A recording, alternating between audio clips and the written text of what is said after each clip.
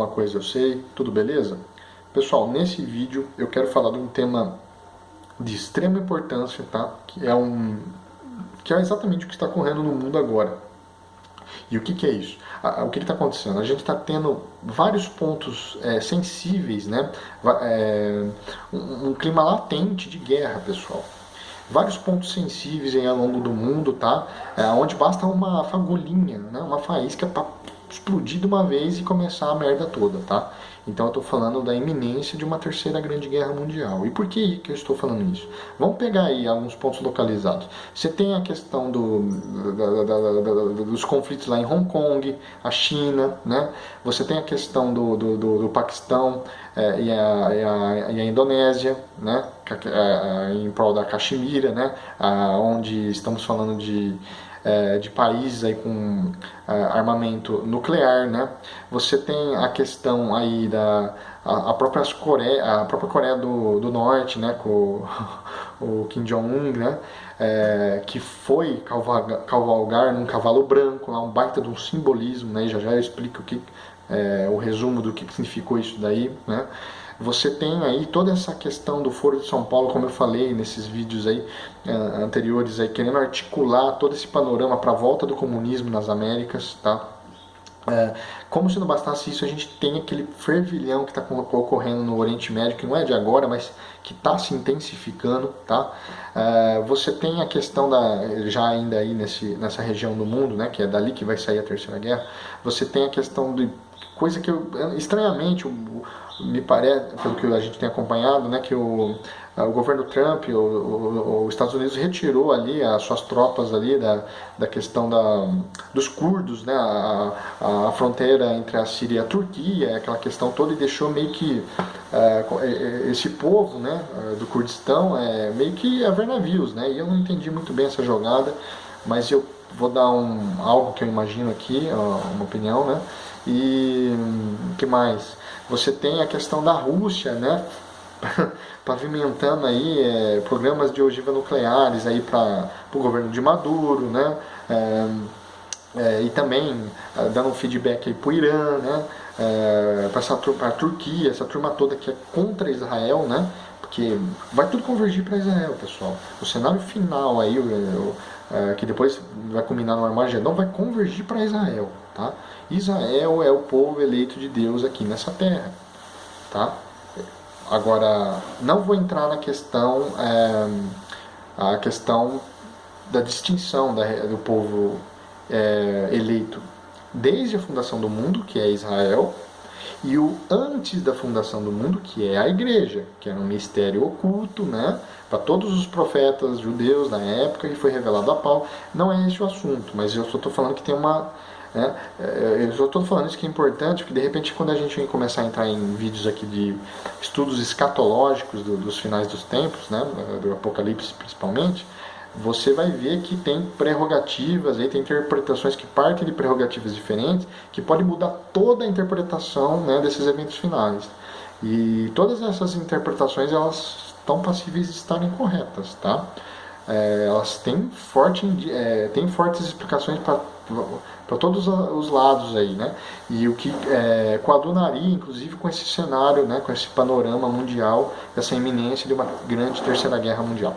Mas, deixando esses assuntos agora um pouco de lado, e nem tão de lado assim, porque eu vou falar do quê? Eu vou traçar um link, né, de certas profecias em prol de Israel, atrelado a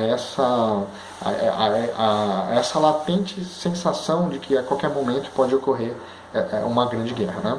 Então, por exemplo, eu mostrei para vocês que não é só Israel, né? Tem vários pontos latentes no mundo de conflito. Antes de eu entrar na questão de Israel, né?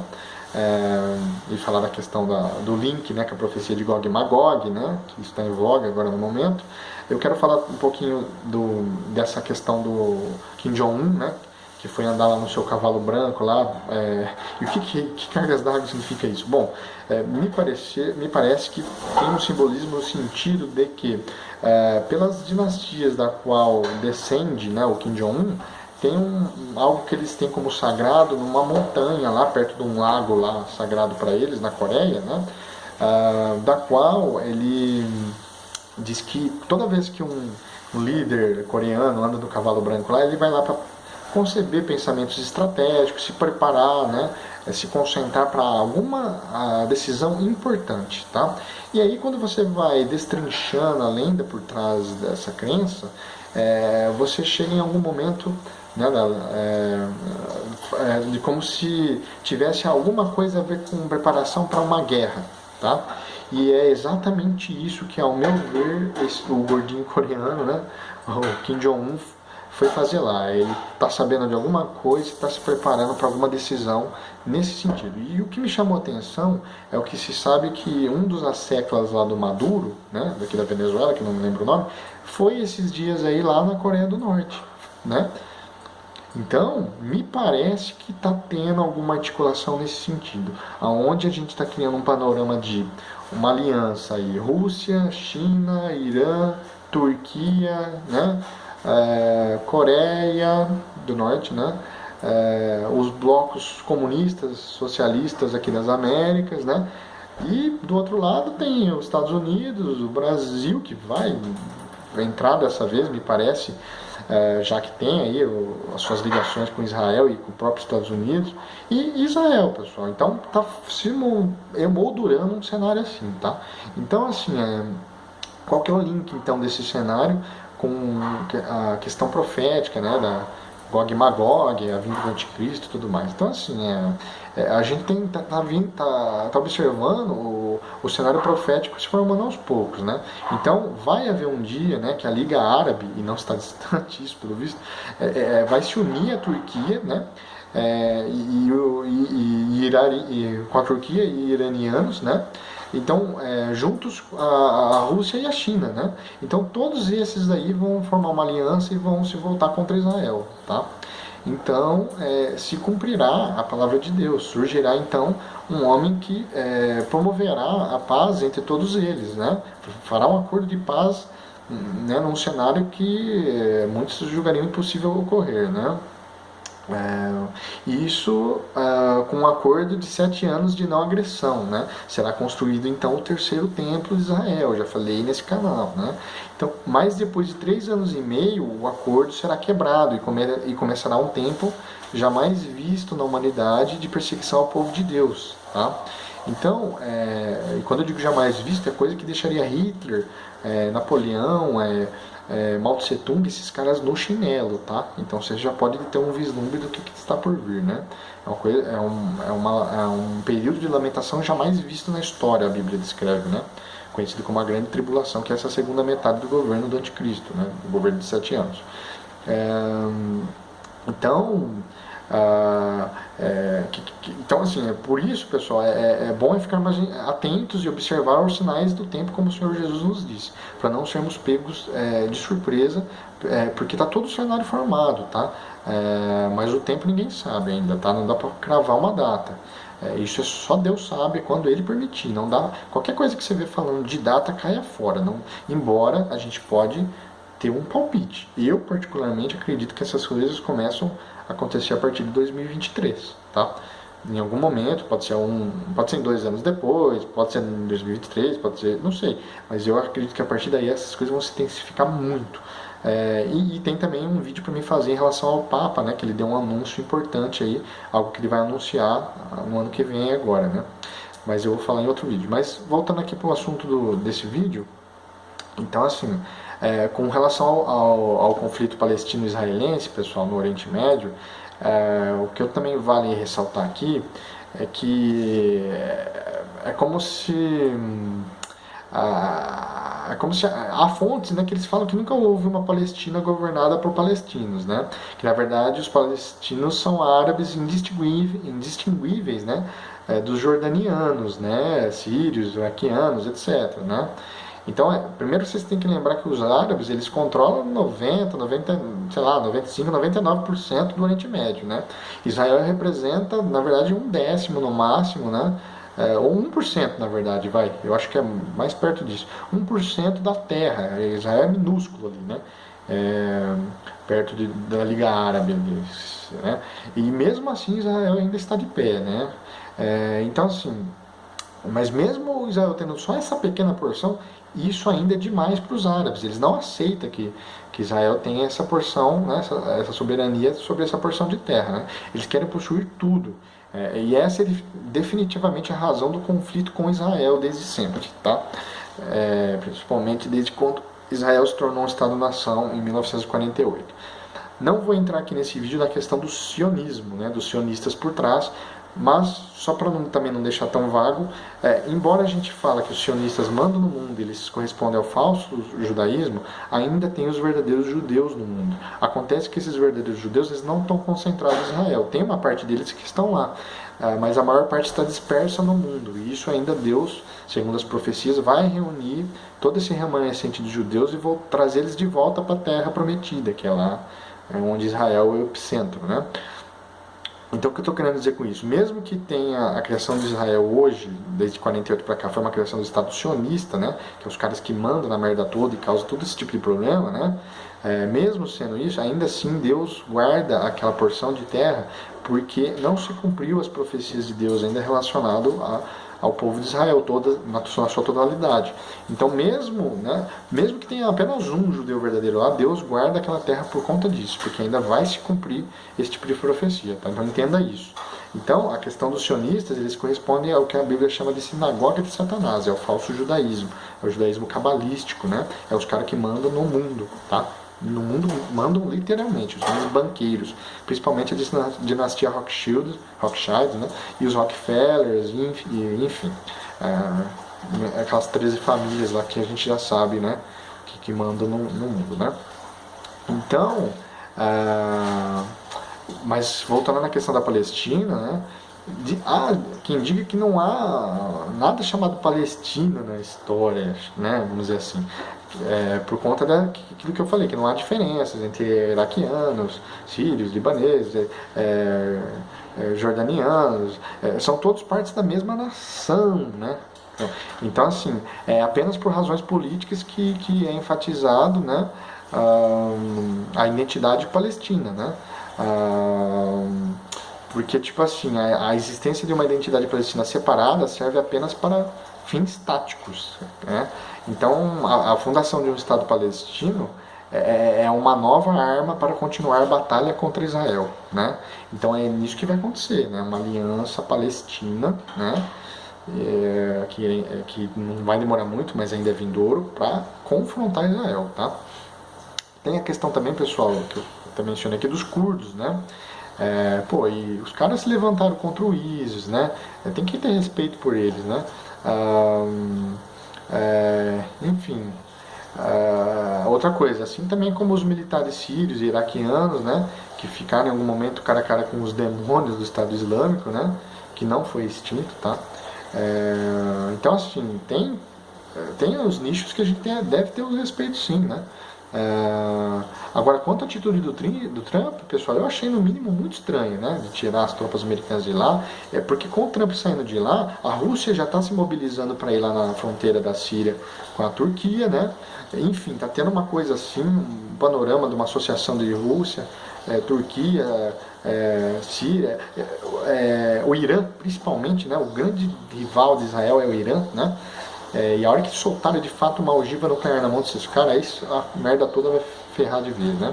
Mas sobre o Trump, eu desconfio que ele está querendo despistar algo, né? Na melhor das hipóteses, eu estou tendo essa ideia, que eu estou desconfiando que ele está querendo despistar algo como se diz, jogar o verde para colher o maduro, né? E descobrir os passos dos opositores, né? Confundir as 13 famílias poderosas da oligarquia mundial, né? Que mandam e controlam tudo. Então, assim, que a gente sabe, né, que todos os acontecimentos no mundo, principalmente as guerras e outros conflitos, estão sendo manipulados, né, por eles por trás, né, que é com os judeus sionistas, que é isso que eu falei, e a maçonaria também, todos juntos nisso, né, que tem a questão dos Illuminati, essa porcaria toda, pessoal, é o poder global, o poder globalista, a agenda globalista em cena, tá? Que nada mais é do que a nova ordem mundial. Então, é necessário que o Trump vire talvez as costas para o Oriente Médio para que venha se cumprir a profecia de Gog e Magog, né? Pois na profecia está escrita que Israel estará sozinha, sem nenhum aliado, assim como ocorreu na Guerra dos 6 Dias, né?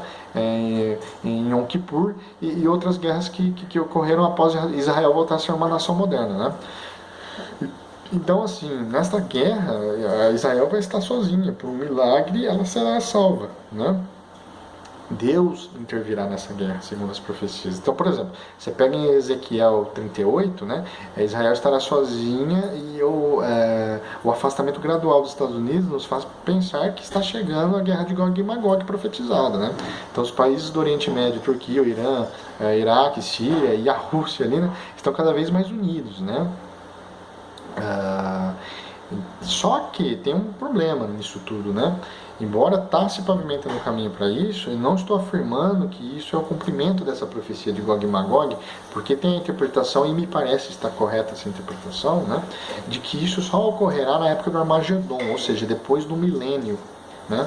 E aí eu vou entrar numa questão complexa, escatológica aqui, que talvez não é o melhor momento para abordar, senão esse vídeo vai ficar enorme, tá? Mas me parece que o cumprimento dessa profecia de Gog e Magog não é para agora, é só depois dos 1000 anos, que também não sei se é 1000 anos literais ou não, que isso é só depois da volta de Jesus, né? Quando Jesus retorna, estabelece o milênio aqui na Terra, restaura toda a Terra, que nesse momento vai ter sido praticamente boa parte destruída, aí ele vai lá, a Terra Prometida, o que vai incluir a faixa de Gaza, várias vizinhanças ali do Israel hoje, né? Então vai ser ampliado e a partir dali Israel vai ser o governo do mundo durante um milênio, né? Isso a igreja já vai ter sido arrebatada e vai governar com Cristo dos céus, a partir dos céus, já vai ser imortal. Só que no milênio, na entrada do milênio, vai ser a questão dos judeus, o remanescente fiel, né?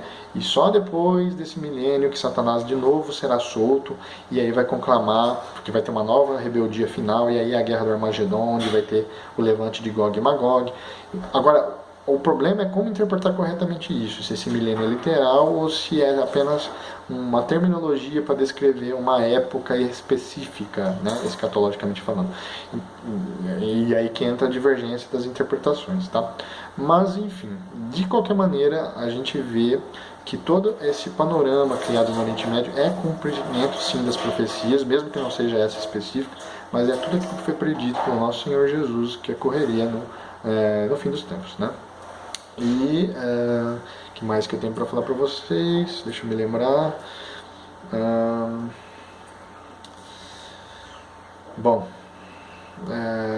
Lembrei. É a questão de um vídeo que eu já até fiz aqui das cartas de Albert Pike com Giuseppe Mazzini, né? O primeiro um grão-mestre da maçonaria do rito escocês e o outro ex-sucessor dos Illuminati, né? O cara que sucedeu Adam Weishaupt, né? Ou Weishaupt, né, como você quiser chamar, que era o criador dos Illuminati. Então, o Giuseppe Mazzini era o sucessor do criador dos Illuminati. E o Albert Pike, o grão-mestre maçônico aí do rito escocês, trocaram cartas no final da década no final do século XIX, né, em 1870 e pouco, 71, acho. E eu fiz até um vídeo aqui no canal. E o que vocês veem, esse cenário todo, é exatamente isso. É os caras brincando aí com as pecinhas do xadrez para criar esse panorama de uma terceira guerra que vai ser encabeçada a partir de um conflito do Oriente Médio por parte do sionismo judaico e por outra parte da fraternidade islâmica. E é exatamente isso que eles estão loucos para fazer. E é o que a gente tem visto no noticiário, tá? Então, pessoal, esse é o link, então, da possível cumprimento da profecia de Gog e Magog, com esse panorama, esse fervilhão do Oriente Médio, com todos esses conflitos latentes em pontos sensíveis do mundo, né, que cedo ou tarde vão acarretar numa grande guerra, né, e vai sobrar para todo mundo, né.